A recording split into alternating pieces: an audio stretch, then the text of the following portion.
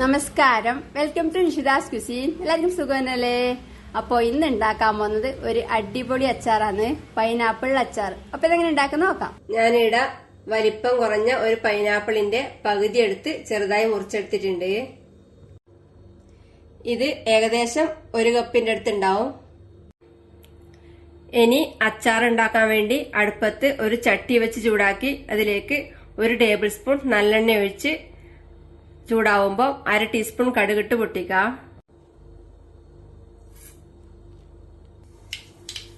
കടുക് പൊട്ടിക്കഴിയുമ്പോൾ ഇതിലേക്ക് ഒരു ചെറിയ കഷ്ണം ഇഞ്ചി ചെറുതായി മുറിച്ചതും 1 പച്ചമുളക് മുറിച്ചതും കുറച്ച് കറിവേപ്പില ഇട്ട് വഴറ്റാം.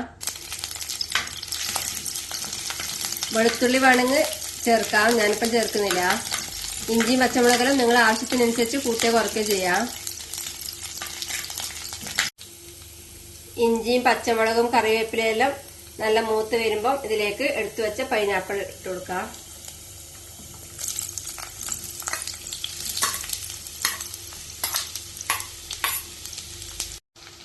ഇത് കുറച്ച് സമയം ഇളക്കി വഴറ്റാം.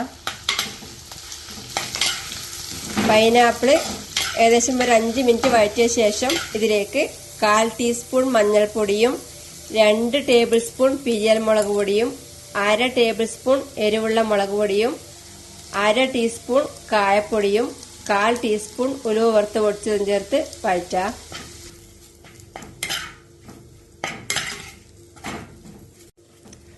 പൊടികളുടെ നല്ല മൂത്ത മണം വരുമ്പം ഇതിലേക്ക് ചാറിന് വേണ്ടുന്ന തിളപ്പിച്ച് ചൂടുള്ള വെള്ളമോ തിളപ്പിച്ചാറിയ വെള്ളമോ കുറച്ച് ചേർക്കാം.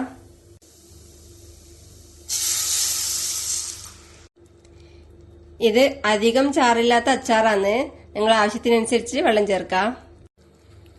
ഇത് ഇളക്കി മിക്സ് ചെയ്യാം. ഇതിൽ പുളിക്ക് വേണ്ടി പുളിവെള്ളമോ വിനാഗിരിയോ ചേർക്കാം. പുളിവെള്ളം ചേർക്കുന്നതാണെങ്കിൽ അതിന്റെ വെള്ളം ചേർത്താൽ മതി. ഞാനിപ്പം വിനാഗിരിയാ ചേർക്കുന്നത്, അതുകൊണ്ട് തിളപ്പിച്ചാറിയ വെള്ളം ചേർക്കുന്നത്. ആവശ്യത്തിന് ഉപ്പ് ചേർത്ത് ഇളക്കി മിക്സ് ചെയ്യാം.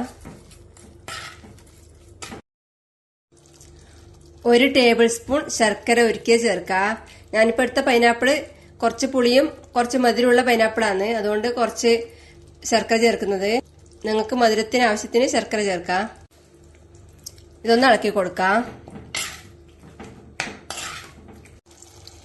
ഇത് നല്ലോണം തിളച്ച് വരുമ്പം ഇതിലേക്ക് 1 ടേബിൾ സ്പൂൺ വിനാഗിരിയും കൂടെ ചേർത്ത് ഇളക്കി കൊടുത്ത ശേഷം തീ ഓഫ് ചെയ്യാം.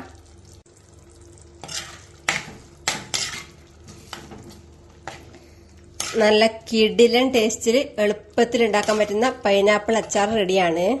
ഇത് മധുരവും ഉപ്പും പുളിയും എല്ലാം ഉള്ള അച്ചാറാണ്. എല്ലാം നിങ്ങൾ ആവശ്യത്തിനനുസരിച്ച് ചേർക്കാം.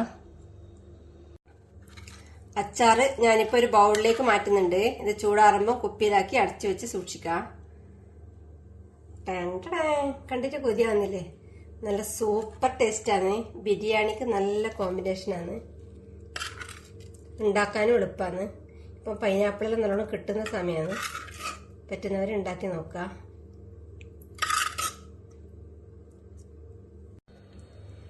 ഉണ്ടാക്കി നോക്കുക. അഭിപ്രായങ്ങളും നിർദ്ദേശങ്ങളും അറിയിക്കുക. Thank you.